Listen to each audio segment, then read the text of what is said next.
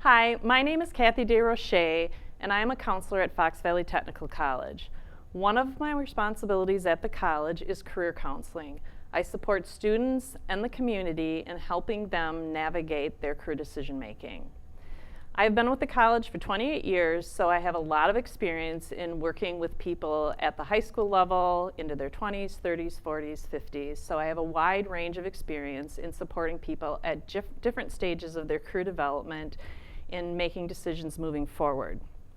Today I'm going to share with you some of the tools that we use in helping you do just that.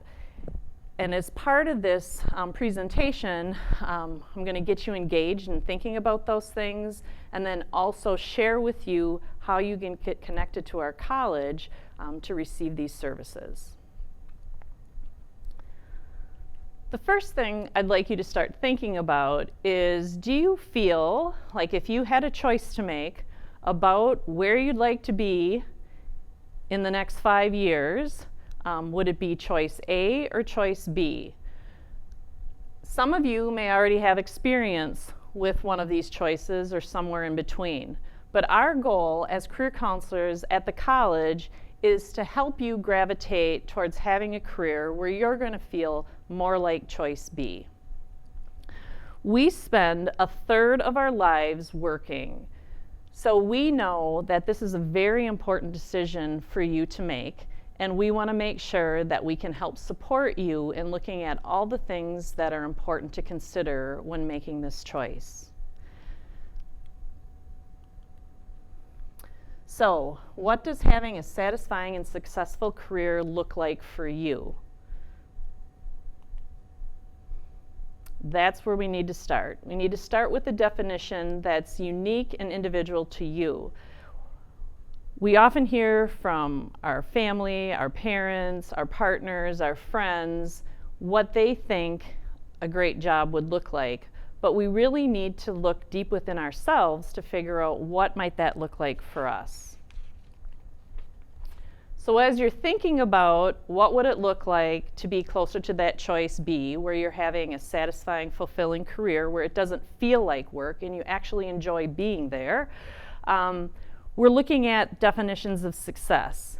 Now, what if I told you that we're going to agree that money and fame is not part of that definition? So then what would a successful and satisfying career look like for you? So I want you to think, what would it look like, or what would make me happy and satisfied if I didn't have to worry about money and it wasn't important to me to, be famous or have a prestigious title? What would the components be of that occupation that would bring me joy and satisfaction every day that I showed up for work? So here's a model that we use to help you sort through that awareness that you have about what you need in terms of satisfaction and what's going to create that feeling of success for you. What we try to do is get you to start thinking about what are the things that you like to do. So we also focus on what you don't like to do, because we can learn as much from that information as we can what you like to do. So we will draw from prior work experience, we will draw from prior educational experience, we will draw from hobbies and interests and things in life that you enjoy or would rather avoid. In terms of the skills, we're going to look at what things come naturally easy for you, those aptitudes. For those of you with advanced work experience, we will draw from the types of skills you've acquired from that. We're not necessarily as concerned about qualifications, but we will look at that, because skills and qualifications can look different. Qualifications are something that you acquire through licensing and education and certification and work experience. Many times our high school students are coming to us without that, but they do bring skills to the table. So then we ask the question, do you want to build upon these existing skills and qualifications, or are you looking to something completely different? Maybe you don't know anything about something, and that's why we come to college. That's why we come into education and training, so we can learn those things. And then the final circle is values. What's important to you? So that feeds into what is important to me in life, like, and how do I want my work life to fulfill those things? Is it important to me to be helping others? Can I get a career in which I get paid to help people? Is it important to me? Is the environment important to me? Do I want a career in which I can support the environment in some way? Is being creative important to me? If that's important to me, can I establish a career in which I can, utilize my creativity and be creative? So we talk about work schedule, pay, the work environment. We have a lot of conversation about what does that environment look like, what is going to bring you fulfillment in your job. And like I said, I was kind of minimizing the pay and the job title before. We do bring that into play in this conversation, but we don't want to elevate it to the top. We want to look at all those other things that might be out there that we want to make sure you can meet through the career that you choose. And then the final circle is life circumstances, and that's part of the individual piece to our career development, is that we know that just looking at what you like to do and what you're good at and what's important to you, put it all together and bam, we find the actual occupation. We know there's a lot of factors in your life that are going to play into your career decision making in terms of where you can go to school, how much time you have for school, what are the resources that you have, can you go full-time or part-time. That's all part of the conversation too in career development. It's a lot about finding a good fit for you to find that fulfilling, satisfying career, but it's also about making sure that we look at the whole individual and we're helping you make decisions based on what you can at this point in time when you come and see us and we start this process. So another model that we use is John Holland's theory of career development. Now, what we do is we look at the information that you've shared about yourself, and keep in mind, we give you some assessments to help surface some of that, but a lot of it has to do with just back and forth conversation and listening to your life experience at that point, and the things that, like I said, what you enjoy, what you think you do well as the things that you don't like, and the things that present a challenge to you that you'd like to avoid. Then we bring that information and we teach you a little bit about this theory that takes occupations and clusters them in 6 categories based on interests, skills, and personality traits. Now we've listened to your story and what your traits are, and we're going to try to help you categorize them with this theory so you can begin to have a pool of occupations that may be suited for you in terms of providing you with that satisfaction. So I'm just going to give you a really brief overview of what this is. When you participate in our career development workshop at the college, we will go into depth on what this means and how it relates to you. Once again, it's not a tool that will tell you what to do. It's a tool to help guide you what you may want to do and help you bring better understanding to who you are and how it might relate to the world of work. So that first category is realistic, and that's a really brief overview of what realistic is, but that tends to be people that identify with careers that are more physically performing or hands-on. Somebody that tells me with, I want to solve problems by doing, I want to solve problems by working with my hands. They like some type of physical activity typically. And those more often than not can be found in many of our trade occupations here at the Technical College. Then we have investigative, and that category tends to be more analytical problem solving. So for individuals that might like technology, engineering, math, science-related subjects, may be they may benefit by exploring some occupations in that category. But once again, first we're identifying with some of your skills and interests, and if I'm hearing somebody say, science and math are my best subjects, I love science and math, chances are they may be gravitating towards occupations that are within that investigative category. Then we have artistic, which it doesn't mean that you're a great artist, as the name might imply. Really, it's for people that tend to be creative. They may be creative problem solvers, they may be creative communicators. I mean, there's creativity is sort of wired within them, and they would like to see that be a part of the work that they do. So that tends to surface to the top when we're looking at their skills and the interest and their values. We most definitely then help them explore that category of occupations that Holland has created for people that identify with artistic. Next one is social. These are our helpers. So when people come to me and in early conversations I hear, you know, I like to work with people, I like to help people, that's usually my cue to go, you know, there's a great possibility that they're going to fall within that category of jobs. So that helps me give them that resource of possibilities. And usually with helping others, I always think your occupation will involve, you know, a client, a patient, a student, a customer. So if you're somebody that, you know, communication skills is strong and you enjoy meeting new people, chances are there's probably something in that category that's you're going to find potentially satisfying and fulfilling.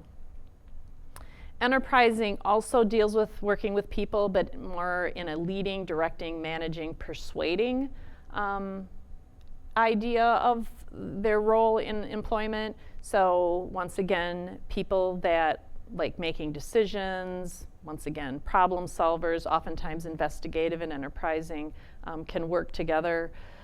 So those people that want to lead and make decisions, can be persuasive, fall within enterprising. So once again, that self-awareness of who you are and what's important to you. Like if a value comes out that, you know, I wanna be a manager, I wanna make decisions, that's important to me to be a leader in a business or a company or an agency, chances are they identify with some of the enterprising traits. And the final category is conventional, and these tend to be people that like to organize, manage information and data. So they're people that like to calculate and clerical tasks and those types of things, typically like to work more independently of others. So this is the model that we use to help generate some ideas for exploration. It's also the model that we use if you come to us for career planning. You know, one of the first questions I often ask people is, well, what have you thought about? Have there been careers that you've kind of thought about doing but are hesitant because you're not sure? We also then kind of plot them in here, and then we match them up with some of the characteristics that they've shared with us to help maybe reinforce and validate. And we also don't use this as our final answer, because sometimes people's ideas and what they're sharing don't necessarily, the puzzle doesn't fit real neatly together. But what that does is just say, you know, you're indicating that you're interested in an occupation that may require a lot of decision making and leadership. What you're saying about yourself is that something that you're not sure is part of maybe what you want to do. So just continue to reassess it and look at that, and it may be related to self-confidence. It may just, I have an interest in doing that, but I don't know if I'm yet confident to do that.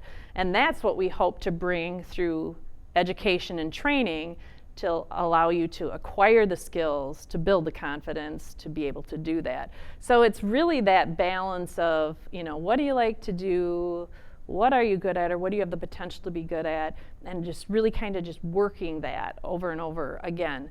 I consider, sometimes I reference my job as a puzzle maker. As students and the community comes to me for career planning, I'm really part of collecting the puzzle pieces, but they're the ones that are really bringing the puzzle pieces to me. And then our assessments do help unsurface some of that. And then my job is to help them see how all those puzzle pieces fit together to hopefully create a picture of occupational choices that are going to create that level of satisfaction and success that they're looking for. But keep in mind, when I started the presentation, I asked you to think of a vision of what that success and satisfaction looks like. If you can give me that definition, then I can help, start bringing the puzzle pieces together to see what that will look like, and get you some options for moving forward with your career decision. So just really quickly, I'm going to flip through this slide. This is pretty busy with a lot of information, but I want you just to pay attention to the three main categories. Our career planning process is not unique to Fox Valley Technical College. Any career planning process is going to consist of these three steps. One is that assessment, and I like to emphasize self-awareness. If we put too much emphasis on the assessment, people are going to come with the hope that we're going to assess you and then we're going to tell you what to do. That's not how the process works. The process is really about, through some assessments and our interviewing and teaching in our workshops, is to bring a level of self-awareness to you so you can start looking at traits about yourself and how you can best fit those into the world of work where you're experiencing a high level of satisfaction and success. And then the second step is really that exploration piece. And that exploration piece, once again, it's not us doing that for you, but it's us navigating that and giving you the tools to do it.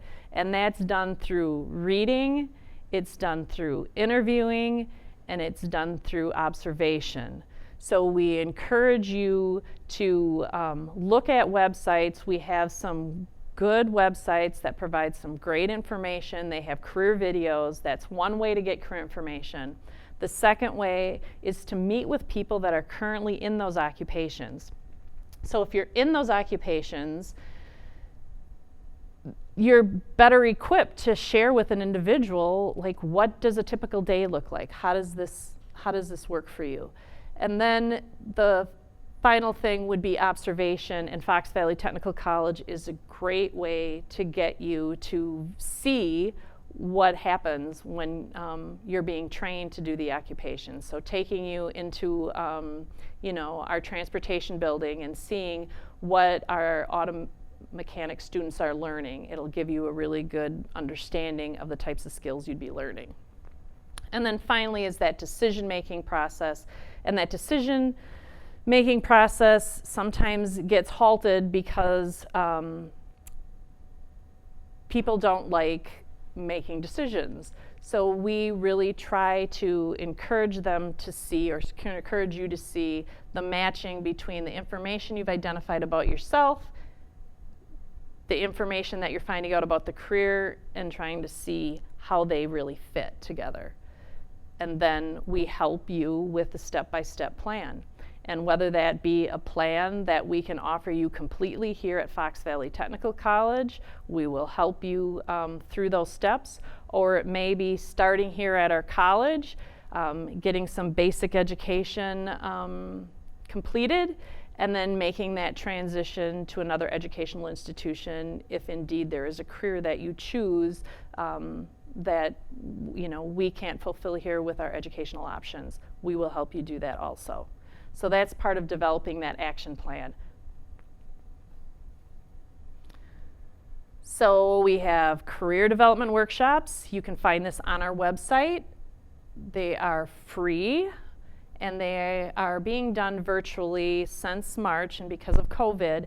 And we typically run these for 6 hours, but since we've been doing them virtually, we found that 2 sessions at 2 hours each has been the best fit for our customer. And then we meet with you individually for virtual appointments. And then that's when we really talk about your individual circumstances and how this all fits together and how we can best help you meet your goals. And that can be found on our website. The schedule we have up here, you'll be able to link it if you go to the career counseling page on our website. So what we want you to remember to do is Set goals, long-term and short-term, as part of your career development plan, and we're here to help you every step of the way. Make sure that you review that plan and goals along the way, because new information will present, and as that new information presents itself, we need you to consider, do I need to make an adjustment in my goals and in my plan? And then know that Fox Valley Technical College's counseling team is here to support and help you. So we're here. You need to either pick up the phone or go online and register for one of our career development workshops, or contact us for an individual appointment. We do have some individuals that are a little bit reluctant to jump into a career development workshop without talking to someone first to see if it's right for them. Feel free to give us a call and set up a one-on-one appointment, and one of our career counselors will connect with you and listen to where you're at, what your story is, what your situation is, and then more than likely we'll refer you to one of these workshops, because we feel that there's also a hidden benefit to doing this process with other individuals, because you learn that you're not alone, that this isn't necessarily an easy decision. I mean, some people, it is easy. It comes fairly quickly for them.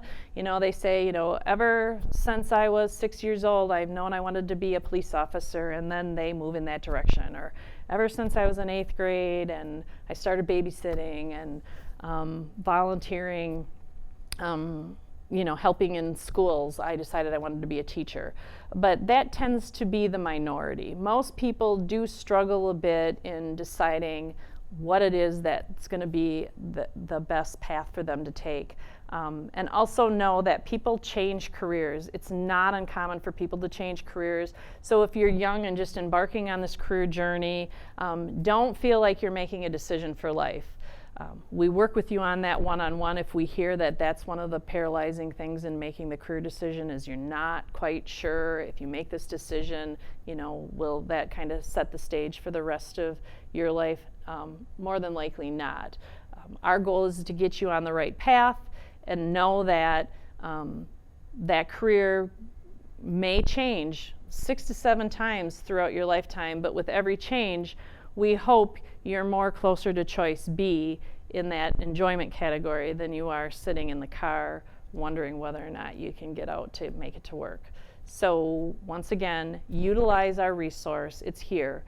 I'm going to be sticking around and be available to chat with you. So any questions that you have or comments, feel free to put them in the chat box, and I'll stick around for a while and respond.